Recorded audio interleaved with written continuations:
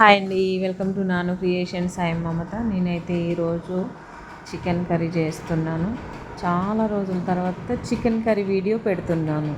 చాలా రోజులు మీన్స్ ఒక 10 డేస్ అయింది అవ్వచ్చు, మేబీ 10 డేస్ అంటే అది నా దృష్టిలో చాలా ఎక్కువ అనమాట. ఎందుకంటే మేము చికెన్ కర్రీ ఎక్కువ చేస్తూ ఉంటాము, చికెన్ వీడియోస్ పెడుతూ ఉంటాను, చేస్తున్నాము, రోజు చేస్తూనే ఉన్నాము. రోజు అంటే రెగ్యులర్గా మేము ఎలా అయితే చేస్తామో అలా 2-3 డేస్కి ఒకసారి అట్లా చేస్తూనే ఉన్నాం, కానీ షూట్ చేయట్లేదండి. నాకు వ్యూస్ రావట్లేదు అని చెప్పేసి ఇంట్రెస్ట్ పోయింది. సరే ఇక మళ్ళీ ఎట్లా ఇప్పుడు యూట్యూబ్ ఒక కొత్త రూల్ తీసుకొచ్చిందంట. అందరు చెప్తున్నారు ఏంటంటే, మామూలుగా ఇంతకుముందేమో 4000 అవర్స్ ఉండే, వాచ్ టైమ్ అవర్స్ 4000 అవర్స్ కావాలి. బట్ ఇప్పుడు ఏంటంటే కొత్త రూలు 8000 గంటలు కావాలి. 8000 గంటలు అయితేనే యూట్యూబ్లో డబ్బులు సంపాదించుకోవడానికి అర్హులం. ఓకే, నెక్స్ట్ వచ్చేసి ఇంతకుముందు ఉన్న వాళ్ళకి 4000 గంటలు ఉంటే సరిపోతుంది అని అన్నారు.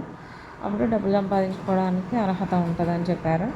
బట్ నేను అప్పుడు చెప్పిన దాంట్లోనే ఉన్నా కాబట్టి 4000 అవర్స్ నియర్లో ఉన్నాను అన్నమాట.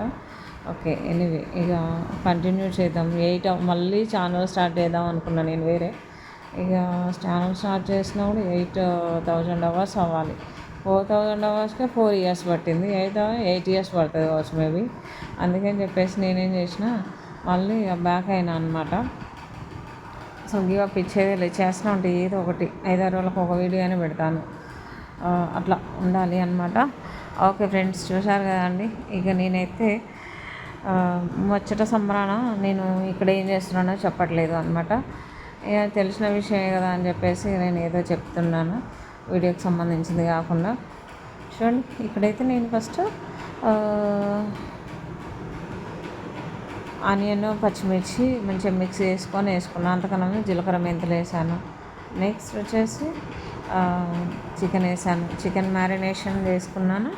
అందులో నేను ఉప్పు, కారం, పసుపు, మసాలా, అల్లం పేస్ట్ వేసుకున్నాను. మంచిగా వేసుకొని చికెన్ ఇందులో వేసి ఒక 50% ఉడికిన తర్వాత దోసకాయ ముక్కలు పొట్టు తీయకుండా సన్నగా తరిగి వేసాను అనమాట. సన్నగా తరిగి వేసుకుంటే భలే బాగుంటుంది చికెను. మంచి టేస్ట్ వస్తుంది, డిఫరెంట్ టేస్ట్, పుల్లగా భలే బాగుంటుంది. సరే, ఇదైతే మంచిగా కలిపేసుకొని మూత పెట్టేసుకుందాము. ఈలోపు అయితే నేను బాస్మతి రైస్ తోటి బగారా రైస్ చేస్తున్నాను. చాలా డేస్ అవుతుందండి బాస్మతి రైస్తో చేయక. అందుకని చెప్పేసి నేనైతే ఇక బాస్మతి రైస్తో చేస్తున్నాను. ఇక్కడ చూడండి, ఈ చికెన్ అయితే ఆల్మోస్ట్ ఉడికిపోయింది. ఫైనల్గా కొంచెం కొత్తిమీర అయితే వేస్తున్నాను అనమాట. ఆయిల్ పైకి వచ్చేసింది, కూర రెడీ అయిపోయింది. చాలా బాగుంటుందండి basmati rice and chicken curry. Okay friends, చూసారు కదా అండి. ఇక ఈ వీడియో కనుక మీకు నచ్చినట్లయితే లైక్ చేయండి, షేర్ చేయండి, సబ్స్క్రైబ్ చేసుకోండి, సపోర్ట్ చేయండి అండి. Okay friends, bye. Thank you for watching. Next వీడియోలో మళ్ళీ కలుద్దాం. Bye, take care.